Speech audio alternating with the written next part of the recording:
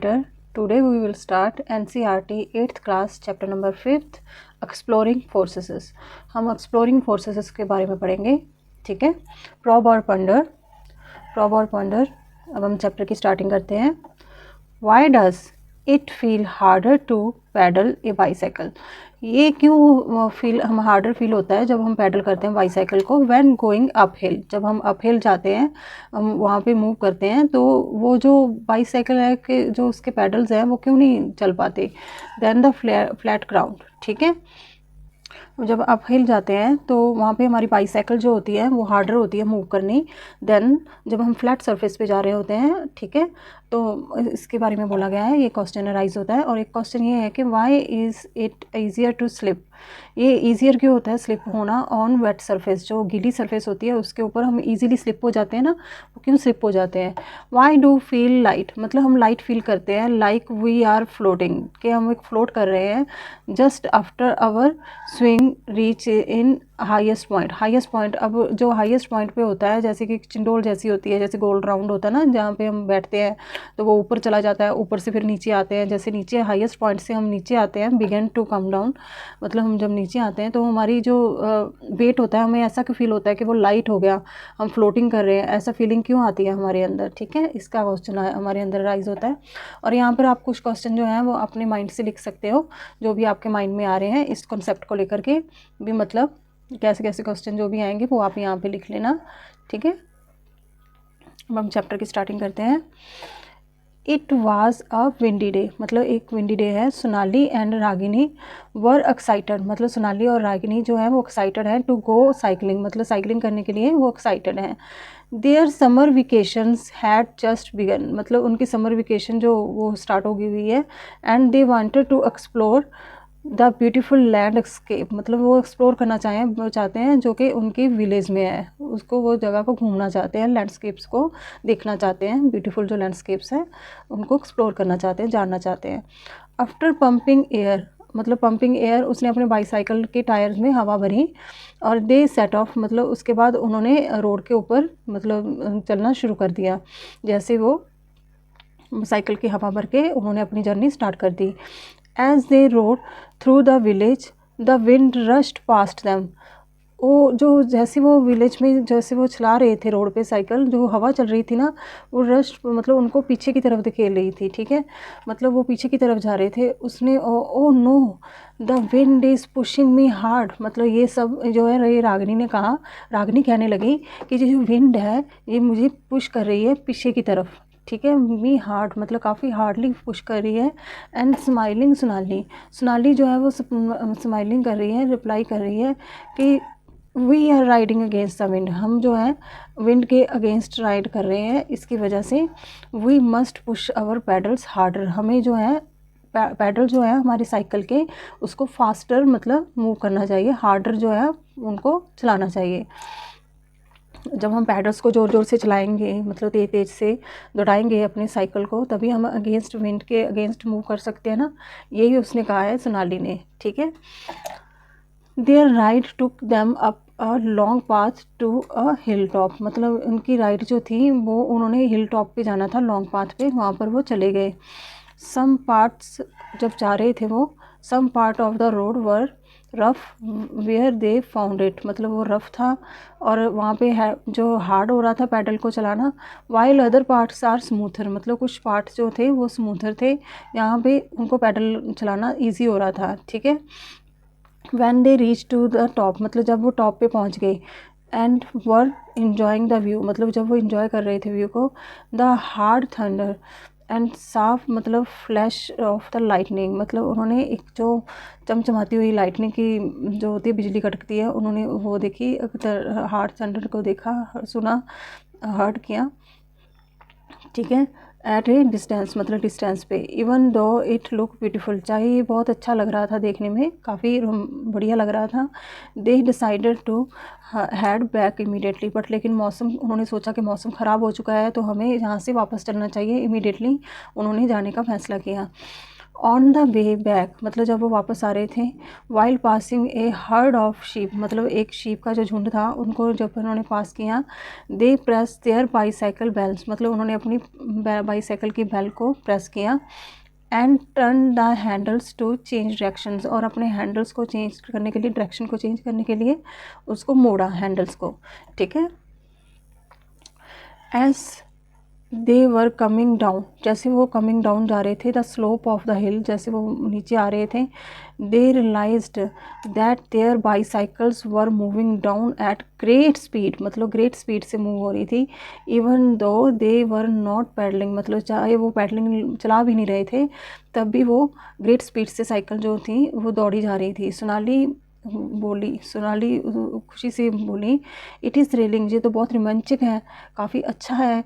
It is same something is pulling us down hill मतलब ये तो ऐसे लग रहा है जैसे कोई हमें धक्का दे रहा हो डाउन हिल में और कोई नीचे की तरफ हमें पुल कर रहा हो मतलब खींच रहा हो कोई नीचे की तरफ, कोई चीज़ तो है जो हमें नीचे खींच रही है नीचे की तरफ।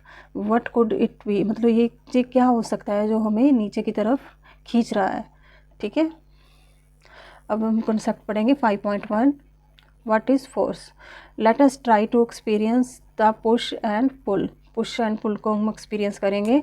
Activity 5.1 let us explore. Take a large cardboard box एक लार्ज कार्डबोर्ड बॉक्स लेना है, and try moving a box in many different ways as you can think of मतलब कौन से वेज़ हैं डिफरेंट वेज से आपने सोचना है और आपने ट्राई करना है उसको मूव करने के लिए, ठीक है। जैसे कि यहाँ पे दिखाया हुआ है, जैसे कि वो मूव कर रहे हैं बॉक्स को डिफरेंट वे से। पहले तो वो पुशिंग कर रहे हैं जैसे यहाँ पे दिखाया हुआ है, पुशिंग कर रहे हैं, फिर पुलिंग कर रहे हैं और फिर लिफ्टिंग कर रहे हैं। लिफ्टिंग पुलिंग आप मतलब अपने कंधे पे उठा करके मतलब पुलिंग कर रहे हैं और कैरिंग कर रहे हैं उसको, ठीक है। मतलब ये दिखाया हुआ है उन्होंने पिक्चर में, मतलब आपको फिगर में शोन हो रहा है कि कैसे कैसे हम उसको मूव कर सकते हैं। ये वेज़ हैं, डिफरेंट वेज़ हैं मूव करने के बॉक्स को। Did you move the box in any other way मतलब क्या आप किसी और वे में भी मूव कर सकते हो बॉक्स को, जैसे कि शोन किए गए हुए हैं फिगर में। In all the way you might have used to move the box you had apply push और पुल द बॉक्स मतलब आप या तो पुश कर रहे हो या पुल कर रहे हो। जैसे पुश और पुल का क्या डिफरेंस होता है, जैसे कि जब आप किसी चीज़ को अपने आप से दूर कर रहे हो तो उसका मतलब क्या होता है, उसका मतलब होता है पुश करना।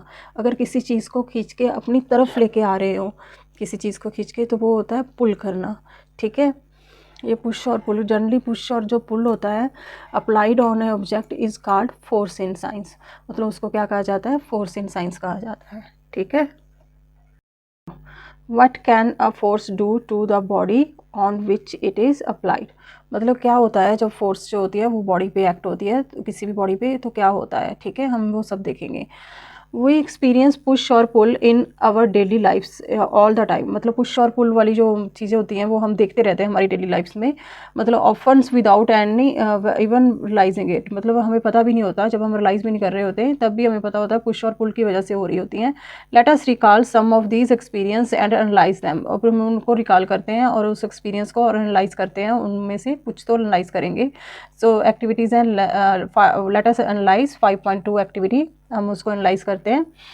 थिंक ऑफ द सिचुएशंस मतलब उस सिचुएशंस को थिंक करते हैं वेयर फोर्स पुश और pull is applied and list them in the table 5.1 मतलब 5.1 टेबल यहाँ पे दिया हुआ है उसमें हम लिस्ट करते हैं, यहाँ पे लिस्ट उन्होंने की हुई है। Analyse each situations and right the fact of the force in table 5.1 analyse करो ईच सिचुएशंस को, analyse each situations and right the fact of the force in table 5.1 हमने ईच सिचुएशंस को देखना है और उसका अफेक्ट भी बताना है, उसका एक्शन बताना है, एक्शन के बाद बताना है कि वो क्या है, पुश है या पुल है, ये चीज़ बतानी है और उसका अफेक्ट बताना है, ठीक है। ये क्यों हुआ और इससे क्या अफेक्ट पड़ रहा है अगर हो रहा है तो, ठीक है। Some situations and their effects are already listed for you मतलब कुछ सिचुएशंस जो हैं वो आपको दे रखी हैं, उनके इफेक्ट्स दे रखे हैं जो कि लिस्ट किए हुए हैं यहाँ पे, उनको हम देख लेते हैं। यहाँ पे एक्शंस बताया गया सीरियल नंबर 1 मतलब यहाँ पे एक्शंस बताया, your friend holding your moving bicycles from behind to stop it. मतलब वो एक, आप साइकिल चला रहे हो, जैसे कि आप साइकिल चला रहे हो, पीछे से आपका दोस्त है वो जो खींच रहा है, मतलब पीछे से वो दोस्त ने पकड़ के ऐसे होल्ड किया हुआ है आपके मतलब साइकिल को रोका हुआ है कि आप चल नहीं पा रहे, तो उसमें क्या हो रहा है, वो पुल हो रहा है, ठीक है। उसने क्या किया हुआ है, पुल किया हुआ है। पुल किया हुआ है, उससे क्या होगा, आपकी स्पीड ज़्यादा है, आप तेज़ चला रहे हो, उसने पुल कर लिया पीछे से, उसने रोक लिया आपके साइकिल को, तो उससे क्या होगा, आपकी स्पीड जो है वो डिक्रीज़ हो जाएगी, स्टॉप हो जाएगा आपका साइकिल, जहाँ आपकी स्पीड जो है वो डिक्रीज़ हो जाएगी, ठीक है। तो इसमें क्या होगा, स्टॉपिंग हो जाएगी, जहाँ फिर decreasing the speed of bicycle, ठीक है। उसके बाद आता है heating a moving ball with a bat. जैसे कि एक बैट है यहाँ पे, उसने बॉल को हिट किया, ठीक है, इसने इसको हिट किया इधर, तो हिट करने का मतलब क्या हो गया, मतलब इसने इसको ऐसे धक्का दिया, पुश किया, तो ये जो बॉल है, ये बॉल कहाँ जाएगी, कभी इधर भी जा सकती है, कभी उधर भी जा सकती है, कभी इधर भी जा सकती है, उसके जाने के डायरेक्शंस बहुत से हैं ना, वो किधर भी जा सकती है, ठीक है। जब वो बॉल को हिट कर रहे हैं तो वो पुश कर रहे हैं उसको, धक्का दे रहे हैं उसको, ठीक है। तो वो पुश कर रहे हैं, तो मतलब पुश करने से जो बॉल है वो कितने, क्या हो रहा है उसको, changing the directions of moving balls, मतलब जो मूविंग बॉल्स है उसकी डायरेक्शन चेंज होगी, मतलब वो किसी भी डायरेक्शन में जाएगी, या तो इधर डायरेक्शन में जाएगी, किसी भी डायरेक्शन में मूव हो सकती है, ठीक है। प्रेसिंग एंड जब प्रेस करते हैं हम किसी भी चीज़ को, इन्फ्लेटेड बलून। अब प्रेस से पॉइंट से हमेशा अपने याद रखना है, जो प्रेसिंग का मीनिंग क्या होता है, पुश होता है, प्रेस करना किसी चीज़ को, पुश करना, ठीक है। प्रेस इन्फ्लेटेड बलून, मतलब जो भरा हुआ बलून है आपने भर के रखा हुआ है, उसको आप प्रेस कर रहे हो, तो उससे क्या हो रहा है, उससे चेंज हो रही है शेप, जो शेप ऑफ बलून है ना वो चेंज हो रही है। और यहाँ पे भी कुछ लिख सकते हो, जैसे आप लिख सकते हो ओपनिंग ऑफ डोर लिख सकते हो, ओपनिंग ऑफ डोर आप देखोगे उसमें क्या हो रहा है, मतलब आप पुल कर रहे हो उसको, ठीक है, ओपनिंग ऑफ डोर लिख दो यहाँ पे, ओपन करना, ड्रॉर को ओपन करना, मतलब किसी भी चीज़ को, उसमें क्या हो रहा है, उसकी उसको चेंज कर रहे हो आप, उसकी मूव करके उसको मूव कर रहे हो ना, उसकी मूवमेंट में लेके आ रहे हो, पहले वो रेस्ट पे थी तो रेस्ट से उसको मूवमेंट में लेके आ रहे हो, ठीक है, जैसे पहले रेस्ट में थी और उसको मूवमेंट में लेके आ रहे हो। आप ओपनिंग डोर लिख सकते हो यहाँ पे, ओपनिंग डोर, ठीक है, मतलब ओपनिंग डोर लिख लेना, पुल, और मतलब उसको आप क्या लेके आ रहे हो, रेस्टिंग मोशन से, रेस्ट में थी, उसको मूविंग में लेके जा रहे हो, रेस्ट टू मूविंग, चेंज हो रहा है, ठीक है, यहाँ पे change in rest to moving, मतलब पहले वो रेस्ट में थी, उसके बाद वो मूविंग में, मतलब मोशन में आ गई वो, ठीक है। व्हाट डू यू कंक्लूड, मतलब आपने क्या कंक्लूड किया फ्रॉम दिस एग्जाम्पल से, मतलब जो ये एग्जाम्पल्स है उससे आपने क्या कंक्लूड किया। Does force cause moving object to stop, मतलब कुछ ऑब्जेक्ट जो है उनको स्टॉप कर रही है, ठीक है,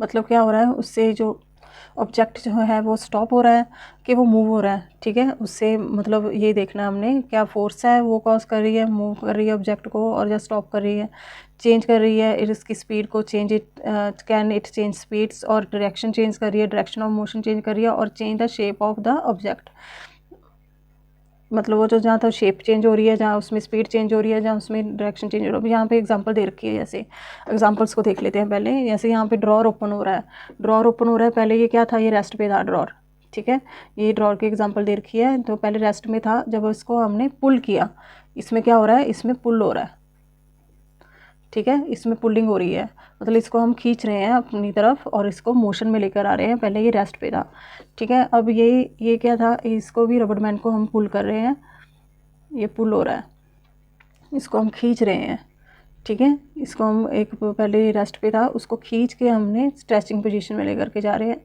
तो ये क्या हो गया, ये पुल रहे हैं, हम पुल कर रहे हैं। अब यहाँ पे देखो, जो बॉल थी, जो प्लेयर है, बॉल इस डायरेक्शन में जा रही थी, ठीक है, उसने उसको रोका, मतलब उसने उसको रोका ऐसे, इधर की तरफ रोका, तो उसने क्या किया, उसने पुश किया, उसकी स्पीड को पुश किया कि वो रुक जाए, उसकी जो स्पीड थी पहले बहुत ज़्यादा थी, उसको पुश किया कि वो रुक जाए, तो यहाँ पे क्या हो रहा है, यहाँ पे पुश हो रहा है, वो बॉल को पुश कर रहा है, ठीक है।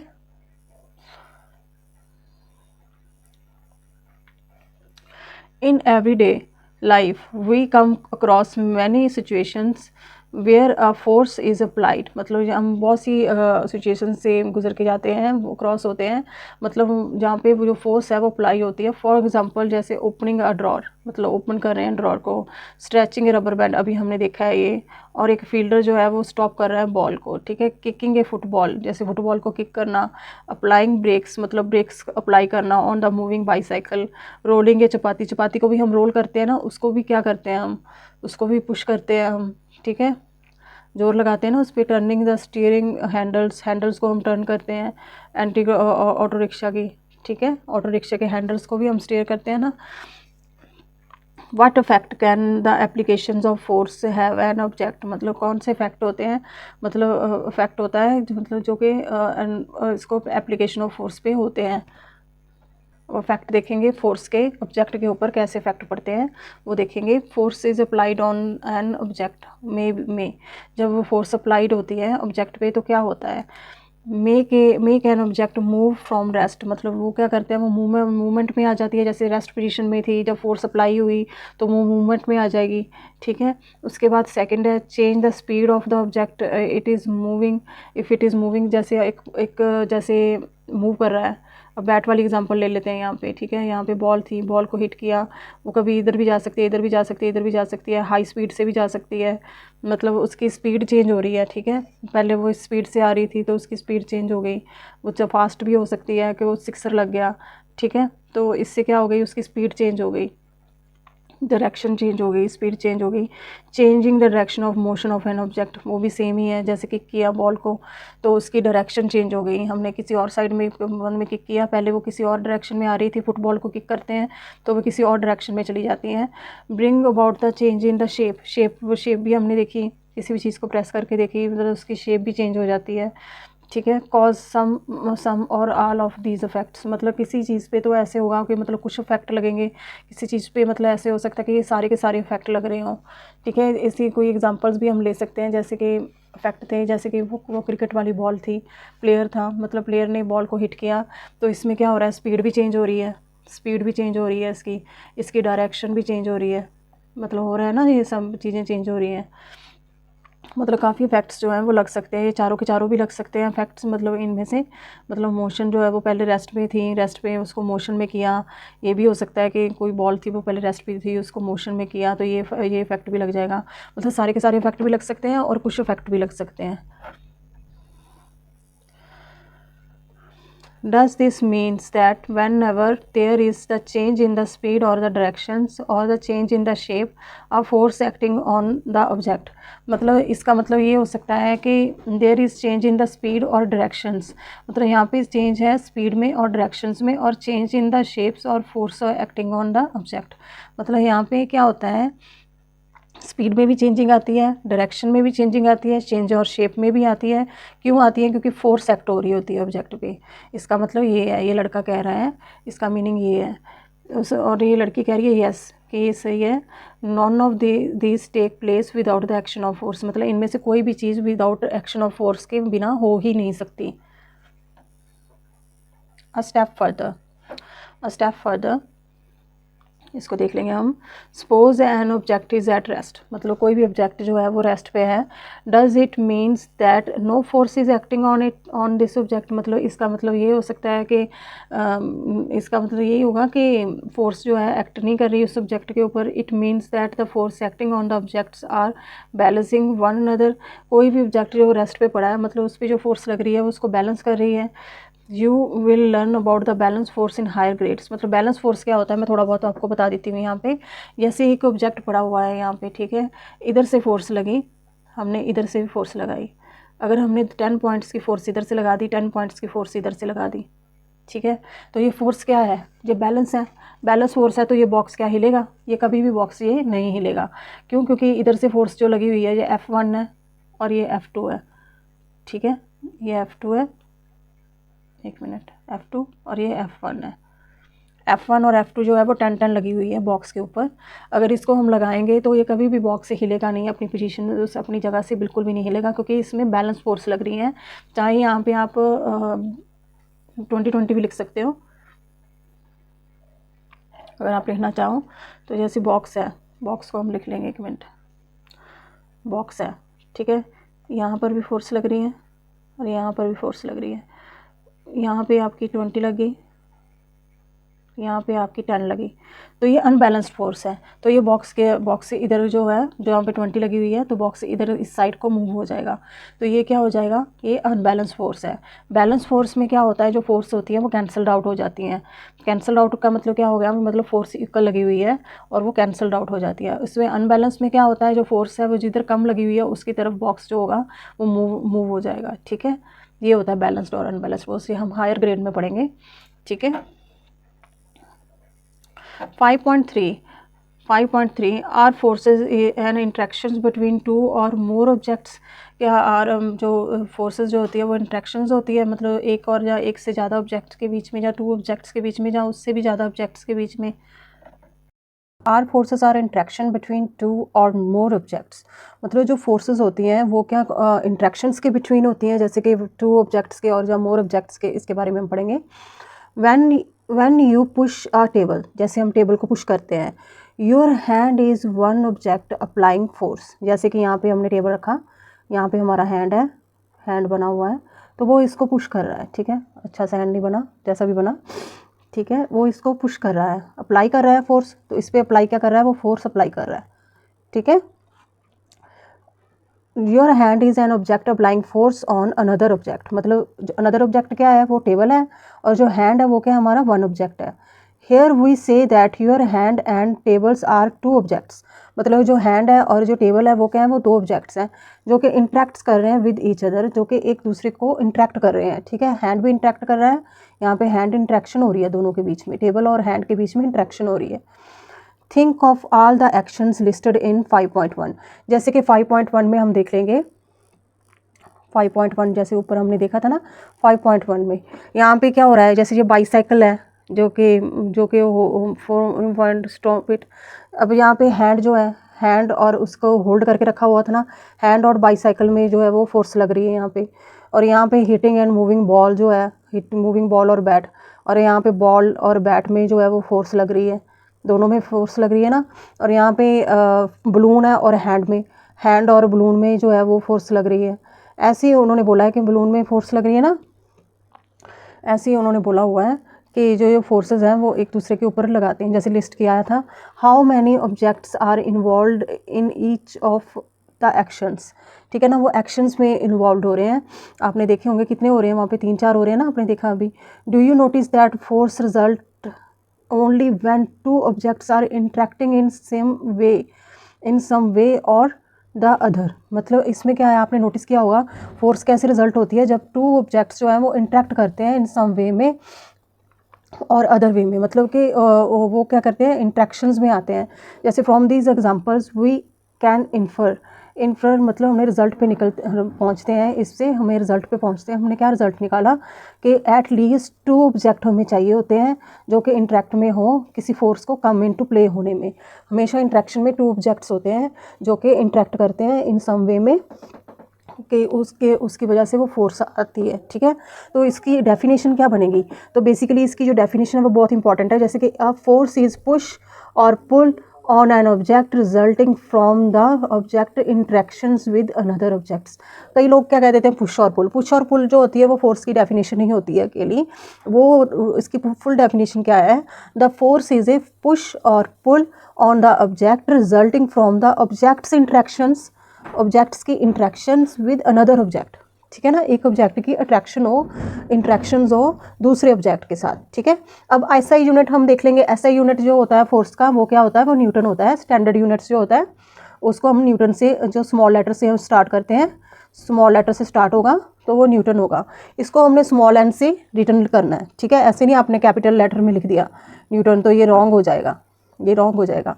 ठीक है, जैसे इसको सिम्पलाइज कैसे करना है, आपने सिम्पलाइज इसको एन फॉर्म में करना है। अब a step further, when you pushed the table with your hand did you feel a force on your hand too, मतलब आपको एक भारी सा फील होगा जब आप किसी भी टेबल को पुश करते हो, तो आपको हैंड पे भी भारी सा फील होता है ना, तो क्या आपकी फोर्स जो है आपको लगती है आपके हैंड के ऊपर, तो यस वो तो हमें फील होती है। The moments you stop pushing, जैसे आप स्टॉप पुश कर देते हो, द फोर्स ऑफ, जो फोर्स होती है, फोर्स ऑन योर हैंड होती है, वो डिसपियर्ड हो जाती है, वो डिसपियर्ड हो जाएगी। When ever two objects interact each objects experience a force from the other. जब व्हेन एवर जब टू ऑब्जेक्ट्स इंटरेक्ट्स होते हैं तो ईच ऑब्जेक्ट जो होता है ना वो एक्सपीरियंस करता है फोर्स फ्रॉम द अदर। ठीक है, एक ऑब्जेक्ट जो होगा वो एक्सपीरियंस क्या करेगा, वो फोर्स को एक्सपीरियंस करेगा जो कि अदर ऑब्जेक्ट से मिलेगी। As soon as the interaction cease, जब वो इंट्रैक्शन रुक जाती है, the objects no longer experience the force, cease का मतलब होता है रुक जाना। ठीक है, the two objects no longer experience the force, जो दो ऑब्जेक्ट्स हैं वो फोर्स को एक्सपीरियंस नहीं कर पाएंगे जब वो इंट्रैक्शन रुक जाएगी। ठीक है, वो कभी भी, जैसे एक टेबल साइड पे पड़ा है, आपका हैंड साइड पे है, तो क्या आपका जो कांटेक्ट में ही नहीं हो, आप दोनों फोर्स लगी नहीं रही हैं, तो क्या आपको कोई आप जो एक्सपीरियंस कर पाओगे फोर्स को, नहीं एक्सपीरियंस कर पाओगे ना।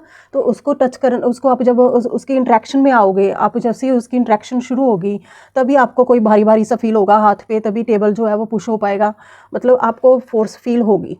ठीक है, अब इसके बारे में हम आगे पढ़ते हैं। 5.4 what are the different type of force.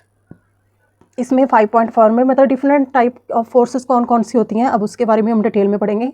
जैसे डिटेल में हम देख लेते हैं। 5.4.1 है कॉन्टैक्ट फोर्स। सबसे पहले आ जाती है कॉन्टैक्ट, जैसे कि हम कॉन्टैक्ट में हैं।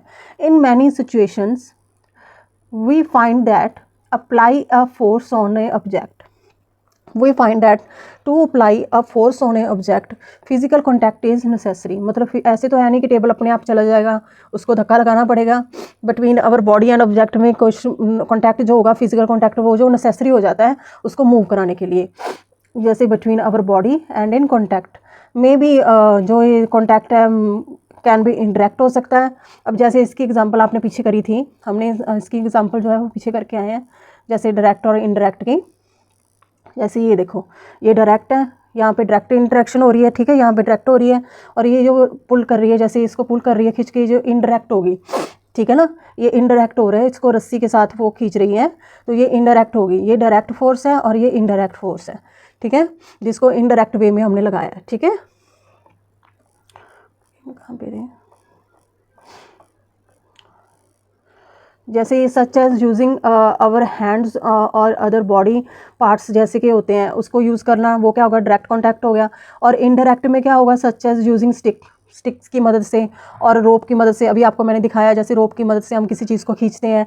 ठीक है, force of this type which act only when there is a physical contact between the objects are called contact force. ये कॉन्टैक्ट फोर्स की डेफिनेशन है।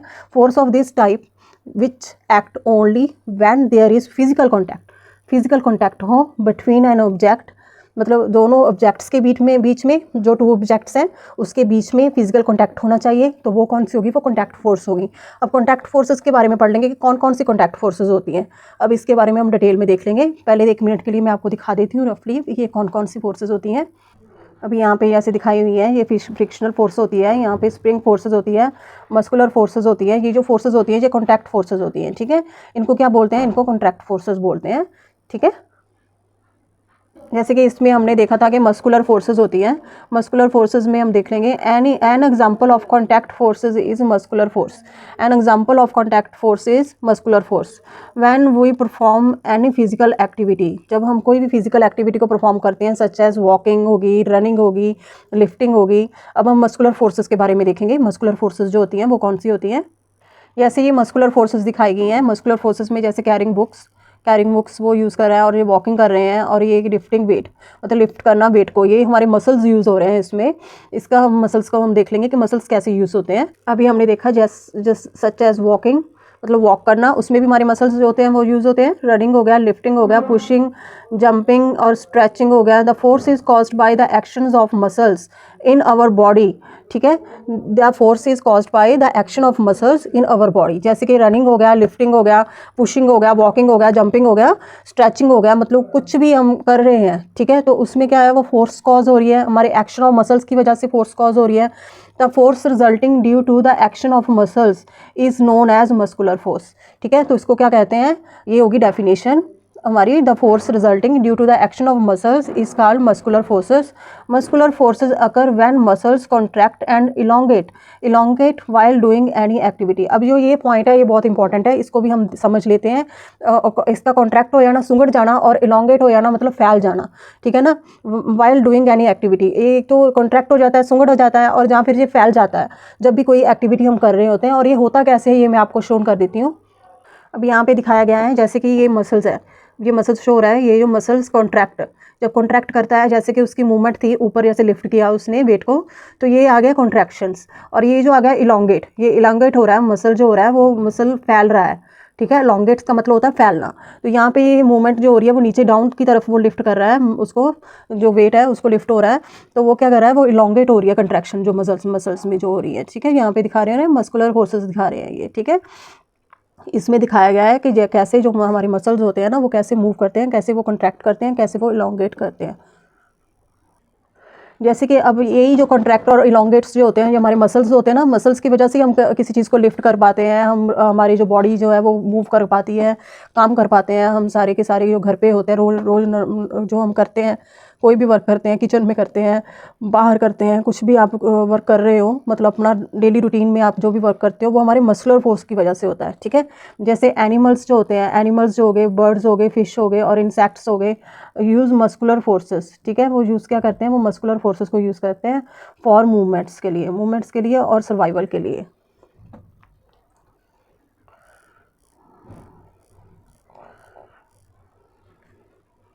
अब यहाँ पे दिखाया हुआ है कि human use the muscular forces of some animals. अब यहाँ पे मस्कुलर फोर्सेस यूज़ हो रही है, एनिमल्स की यूज़ कर रहे हैं to carry out many task of long time, मतलब लॉन्ग टाइम से ऐसे यहाँ पे एक दिखाया गया है, जैसे ये आगे वाला है वो लेके जा रहा है, मतलब इसको हम मस्कुलर फोर्सेस को हम यूज़ करते हैं, जो एनिमल्स की मस्कुलर फोर्सेस को यूज़ कर रहे हैं, ठीक है। Use of muscular forces of animal to assist with human task, ठीक है। एवर हर्ड ऑफ, अब इसको देख लेंगे, जिसमें लिखा हुआ है कि muscular forces play an important role in many functions, मतलब काफ़ी फंक्शन जो है, इन मैनी फंक्शन में मस्कुलर फोर्सेस जो होती है वो इम्पॉर्टेंट रोल प्ले करती है। इनसाइड आवर बॉडी टू, हमारी जो अंदर बॉडी है, बॉडी के अंदर भी जो है हमारी मस्कुलर फोर्सेस होती हैं। जैसे हमारा जॉ होता है, हम कुछ खा रहे हैं, कुछ भी निकल रहे हैं, तो हमारा जॉ हिलता रहता है ना, हमारा जॉ भी हिलता है, तो वो भी मस्कुलर फोर्सेस की वजह से होता है। जैसे यहाँ पे बताया गया है, this force help us chew food, वही ना, जैसे च्यू फूड करते हैं तो हमारे टीथ जो होते हैं, टीथ की वजह से हमारे मस्कुलर फोर्स, जितनी मूवमेंट्स होती हैं बॉडी के इनर मूवमेंट्स हो रही हैं, जो हो रही हैं वो मस्कुलर फोर्स की वजह से होती हैं, ठीक है। एंड द पुश इट, मतलब जैसे कि चू करना फूड को और उसको पुश करना through the alimentary canal during the process of digestion, the expansion and contractions of our heart muscles, जैसे हमारे हार्ट और उसमें कॉन्ट्रैक्शन होता है, उसमें एक्सपेंशंस होता है, वो क्या करता है, वो अलाउ करता है ब्लड को सर्कुलेट करने के लिए इन आवर बॉडी में। A process essential for survival, जो कि ये प्रोसेस है जो कि एसेंशियल है हमारी सर्वाइवल के लिए, ठीक है। उसके बाद है फ्रिक्शन, हमारी जो सेकंड जो फोर्सेस आ जाती है वो क्या होती है, इंपॉर्टेंट जो होती है वो होती है friction force. Is there any other contact force, yes, यहाँ पे और भी कॉन्टैक्ट फोर्स होती हैं, जैसे कि फ्रिक्शन है, जैसे कि a ball rolling on the flat ground stop on its own after some time. जैसे कि हम एग्जांपल ले लेते हैं, जैसे कि बॉल है, बॉल को हमने थ्रो कर दिया, एक तो हमने सीधा टेबल ले लिया, टेबल के ऊपर हम उस बॉल को फेंक रहे हैं, वो रोल कर रही है और जाकर के थोड़ी देर बाद वो स्टॉप कर जाएगी और रुक जाएगी, ठीक है। और एक तो हमने रफ सी, मतलब कोई भी, जैसे कोई चादर होगी, रफ सी सरफेस हमने ले ली, कोई कारपेट ले लिया, कारपेट के ऊपर आप बॉल फेंकोगे, ठीक है, तो वो जल्दी ही रुक जाएगी। आप कारपेट के ऊपर फेंक कर देखो और आप जो प्लेन टेबल है, टेबल के ऊपर फेंक कर देखो, तो आपको रिजल्ट मिलेगा कि बॉल जो है वो जो कारपेट पे है वो जल्दी रुकेगी, और जो बॉल उसके ऊपर थी, टेबल के ऊपर थी, वो बहुत दूर जा कर के, जो हमारी फ्लैट सरफेस थी उसमें थोड़ी दूर जा कर के रुकी, ठीक है। इफ़ वी स्टॉप पैडलिंग, जैसे कि अगर हम स्टॉप कर दें पैडलिंग करने को, हमारी बाईसाइकिल को ऑन अ फ्लैट रोड, वही बात होगी ना जैसे मैंने अभी एग्जांपल बताई। तो इसमें क्या है कि अगर हम पैडलिंग करनी बंद कर दें, ठीक है, हमारी बाईसाइकिल है वो फ्लैट रोड पे जा रही है, इट स्लो डाउन, मतलब ये क्या हो जाएगी, वो स्लो डाउन हो जाएगी जो बाईसाइकिल है, and come to a stop, मतलब वो क्या कम्स हो जाएगी, वो स्टॉप में आ जाएगी, वो स्टॉप हो जाएगी। If the road is rough, if the road is rough, अब रोड क्या होगी, अब रफ है, it stop sooner than the smoother roads, ये जल्दी स्टॉप हो जाएगी दैन द स्मूथर रोड की वजह से। अब इसका रीज़न क्या है, ठीक है, बेसिकली हमने देखना है कि इसका रीज़न क्या है। You must have come across many such experience. आपने काफ़ी ऐसे एक्सपीरियंस देखे होंगे कि रोड में आप काफ़ी रफ है, ऊपर उबड़ खबड़ी है, ठीक है, आप जो साइकिल चला रहे हो तो आपका काफ़ी जोर लग रहा है, आप साइकिल नहीं चला पाते, ठीक है ना, तो ऑपोजिट फोर्स लगती है। ऑपोजिट फोर्स जो होती है उसको क्या कहते हैं, उसी को तो फ्रिक्शन बोलते हैं, ठीक है। ये शॉर्टकट है जो मैंने आपको बताया, वो हम आगे पढ़ेंगे। What causes the change in the speed of object in such situations. ये रीज़न क्या है कि जो चेंज हो जाती है ये in the speeds of object. अब किसी कोई फोर्स तो लग नहीं रही, हमने तो एक बार फोर्स पैडलिंग की लगा के छोड़ दी, अब जो है वो कोई तो फोर्स लगी ना जिसने उसको रोक दिया। ऑपोजिट में तो कोई फोर्स दिखाई नहीं दे रही, अब कुछ तो हुआ ऐसा कि वो रुक गई, ठीक है ना, कुछ तो हुआ। We have learned earlier the force is essential to change the speeds of an object. ये तो हमने अर्लियर पढ़ा है कि जो फोर्स चाहिए होती है किसी भी स्पीड को चेंज करने के लिए, हमें हमेशा फोर्स चाहिए होती है, ठीक है। However in all these situations no force appear, मतलब कोई फोर्स तो अपीयर हो नहीं रही, हमें तो कोई फोर्स दिख नहीं रही, क्योंकि हमने तो एक बार फोर्स लगा के छोड़ दिया था, वो धीरे धीरे खुद रुकी है, उसकी स्पीड खुद चेंज होती आई है। मतलब वो स्पीड कैसे चेंज हुई, क्योंकि और तो कोई फोर्स थी नहीं, ठीक है ना। In all the situation no force appear to be acting on this object, मतलब उस ऑब्जेक्ट के ऊपर एक्ट होती हमें नहीं दिखाई थी। Jet there speed gradually decrease, मतलब इसका मतलब वो स्पीड जो है वो अपने आप डिक्रीज हो रही थी, ठीक है। And they come to the stop after some time, और ये स्टॉप हो गई कुछ समय के बाद, ठीक है ना, वो अपने आप स्टॉप हो गई। बाईसाइकिल जो भी थी, मतलब कोई भी चीज़ थी, मतलब वो अपने आप स्टॉप हो गई, ठीक है, कोई फोर्स तो लगी नहीं। Is it possible that some force is indeed acting on them, इसका मतलब तो ये है कि मतलब कोई ना कोई फोर्स तो वहाँ पे थी जो उसको रोक रही थी, ठीक है ना। विच फोर्स इज़ दैट, मतलब वो फोर्स कौन सी थी जो हमें दिख भी नहीं रही थी, वो हम खुद लगा भी नहीं रहे थे, फिर भी वो जो बाईसाइकिल थी वो रुक गई, ठीक है। इसका हमने फाइंड आउट करना है, विच फोर्स इज़ दैट, ठीक है। Let us investigate activity 5.3। Take an object with a flat base, मतलब उसका फ्लैट बेस है, जैसे कि such as an empty lunch box, जैसे कोई लंच बॉक्स हो गया, ज्योमेट्री बॉक्स हो गया, नोटबुक हो गई, ठीक है ना। And place it on the table और अ फ्लोर, मतलब उसको क्या करना, आपने एक टेबल के ऊपर प्लेस कर देना है, जहाँ फ्लोर के ऊपर आपने प्लेस कर देना है, ठीक है।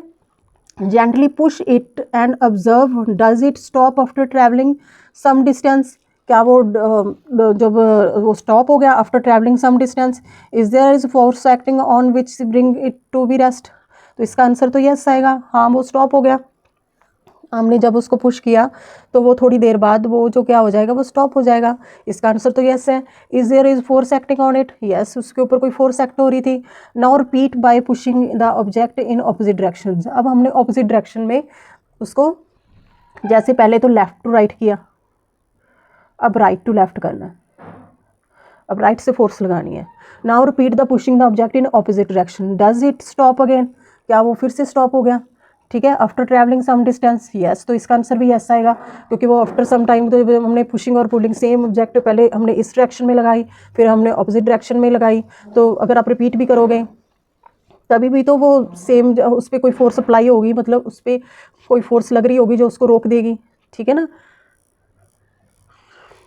ऑन पुशिंग, जैसे पुश किया, the object stop after sliding a certain distance, मतलब वो स्लाइड करते हुए आफ्टर सर्टेन डिस्टेंस पे वो रुक गया।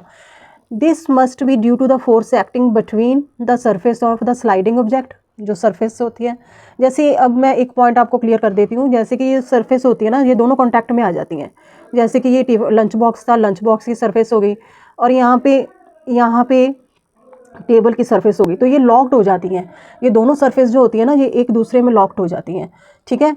तो ये कांटेक्ट में आते ही ये दोनों फोर्स, अगर आप देखोगे ना ध्यान से मैग्नीफाई करके देखोगे तो आपको दिखाई देगा कि जो सरफेस है बिल्कुल स्मूथ नहीं होती, ये दिखने में स्मूथ लगती है, बट लेकिन जब आप देखोगे तो इनों में ऐसे डिफरेंस होता है कि ये जो होते हैं ये लॉक कर देते हैं एक दूसरे को, इसलिए ये रुक जाते हैं जब ये इनकी लॉकिंग हो जाती है, ठीक है। अब इसी को हम आगे पढ़ेंगे, जैसे कि यहाँ पे force acting between the surface of the sliding object, मतलब ये क्या हो गया, ये टू सरफेसेस हैं, एक सरफेस ये होगी और एक सरफेस ये होगी, ये दोनों सरफेस ही है ना, तो इसमें क्या लिखा हुआ है यहाँ पे हम देखेंगे, जैसे कि this is must due to the force acting between the surface of sliding object, जो स्लाइड हो रहा है, एंड द टेबल, दोनों सरफेस होगी ना, टेबल और floor which are in contacts, जब वो दोनों कॉन्टैक्ट्स में आ रही हैं, दोनों के दोनों जब भी एक दूसरे के में कॉन्टैक्ट्स में आएंगे ना सरफेसेस, तो तब ये जो है फोर्स वो लगती है। This force must be acting on the object in direction opposite to this direction of motion. अब जैसे ये जो पॉइंट है ये इंपॉर्टेंट है, जैसे कि हमने लेफ्ट टू राइट था, लेफ्ट टू राइट हमने देखा था पहले, लेफ्ट टू राइट जब हम जा रहे थे तो लेफ्ट टू राइट स्लाइड कर रहे थे, तो ये जो फोर्स जो होगी ये इस साइड से इस साइड को लगेगी, थोड़ा जोर लगेगा ना, थोड़ा धक्का लगेगा, तो ये फोर्स जो होगी वो इस साइड को अप्लाई करेगी, ठीक है। अगर हम करेंगे राइट टू लेफ्ट मूव करेंगे, तो ये जो फोर्स है राइट टू लेफ्ट हो रही है, तो ये जो फोर्स होगी ये ऑपोजिट होगी, ठीक है। ये फ्रिक्शन फोर्स होती है, ये हमेशा ऑपोजिट डायरेक्शन में होती है। This force must be acting on the object in the direction opposite to the direction of motion. This force what bring the object to the stop, जो कि एक ऑब्जेक्ट को स्टॉप करने के लिए मदद करती है, उसको रोक देती है। This force that come in to play when object move or tries to move over another surface is called force of friction.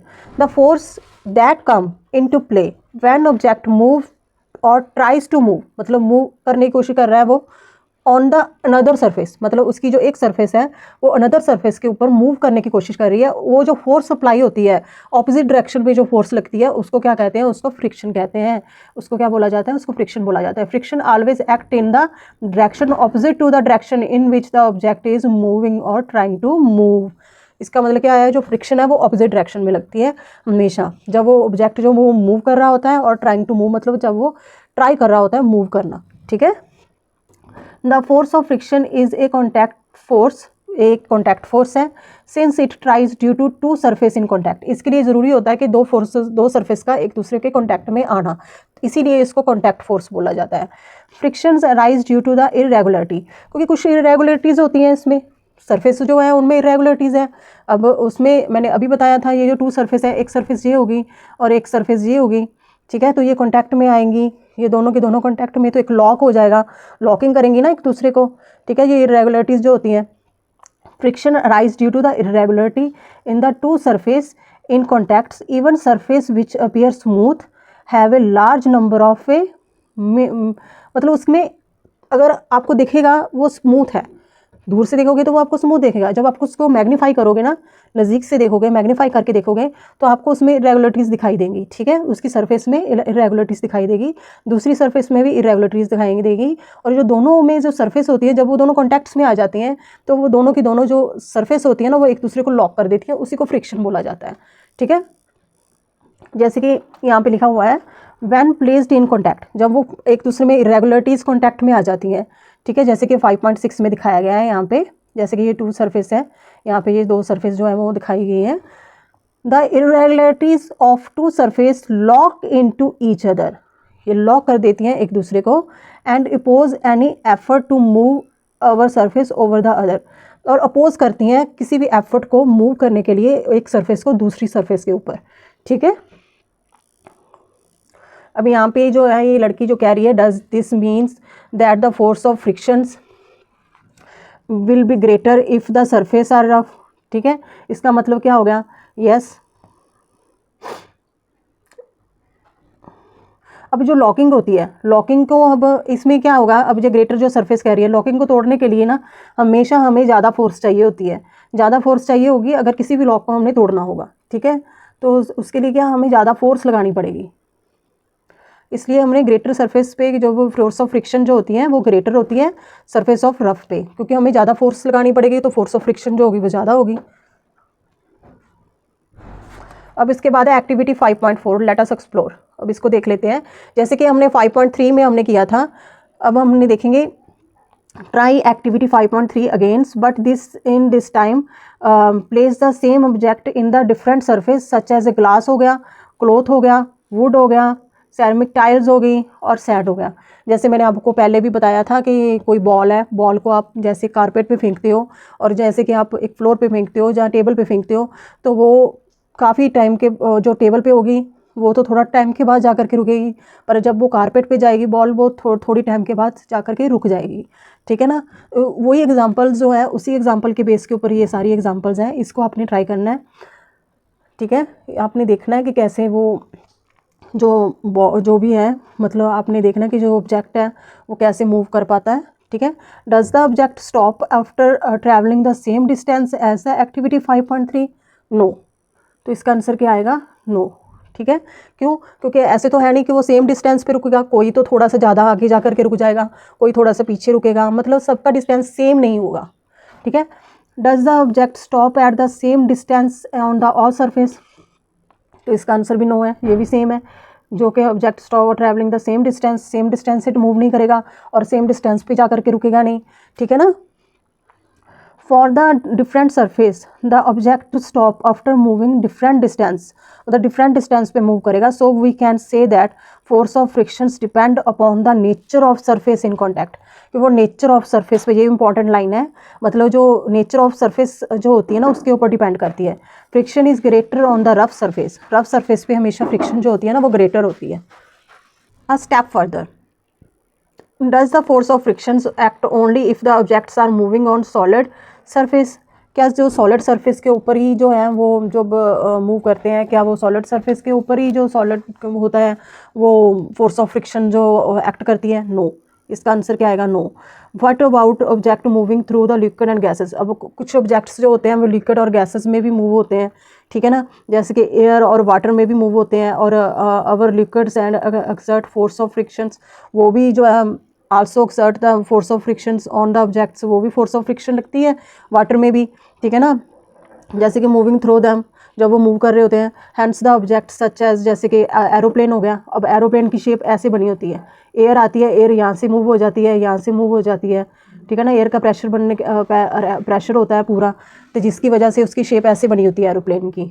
ठीक है ना, फ्रिक्शन होती है ना, इस पर भी फोर्स ऑफ फ्रिक्शन लग रही होती है। जैसे शिप हो गया, शिप की भी शेप है इसलिए बनती है। अब जैसे बोट हो गया, बोट दोनों आप देखोगे दोनों साइड से तीखी होती है। वो क्यों तीखी बनी होती है वो बोट? इसलिए क्योंकि फोर्स ऑफ फ्रिक्शन की वजह से होती है, कि वो मूव कर सके, उसको फोर्स ऑफ फ्रिक्शन को तोड़ सके वो, और वो मूव कर सके।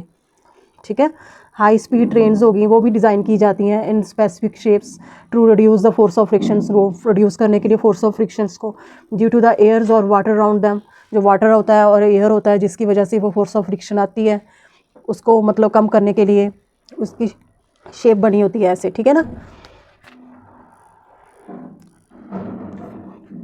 Is it essential for an object applying force on another object to always be in contact with it?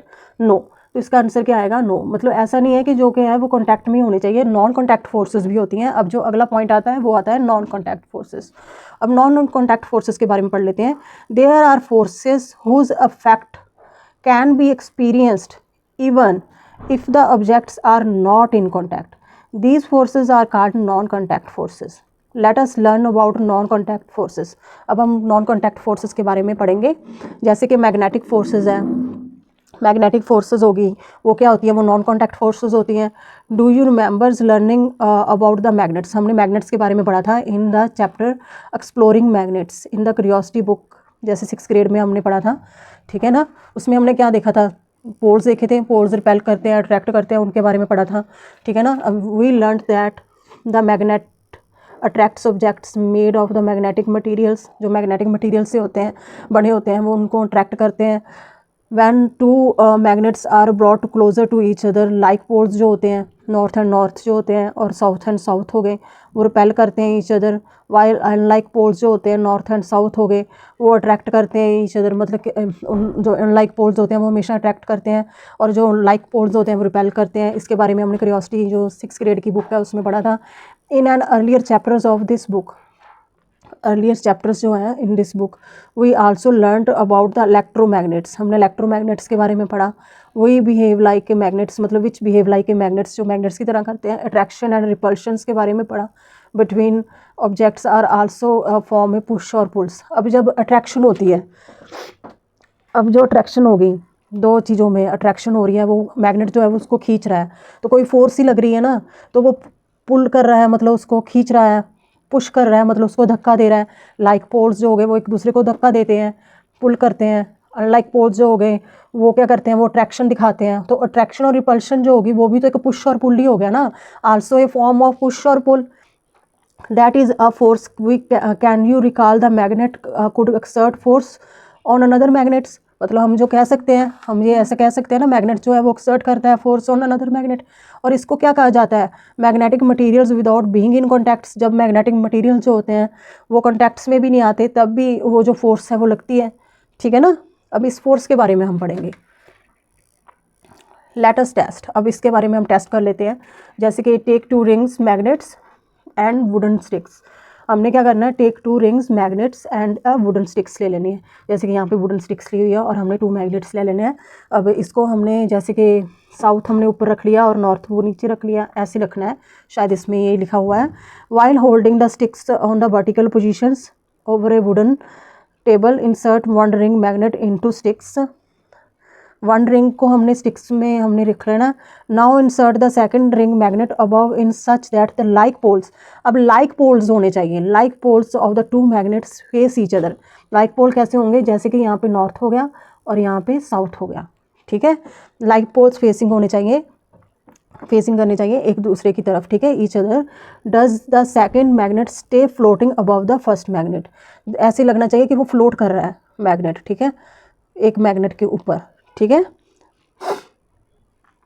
क्या वो जो सेकंड मैग्नेट से आप देखोगे वो फ्लो करता हुआ आपको दिखाई देगा अबव द फर्स्ट मैग्नेट के ऊपर। Trying pushing the second magnet down gently, do you feel force on it, मतलब कि आपको कोई फोर्स फील हुई, तो यस हमको क्या फोर्स फील हुई, ठीक है। नाउ रिवर्स द पोल्स, अब इसके बाद क्या करना है, हमने रिवर्स कर देना।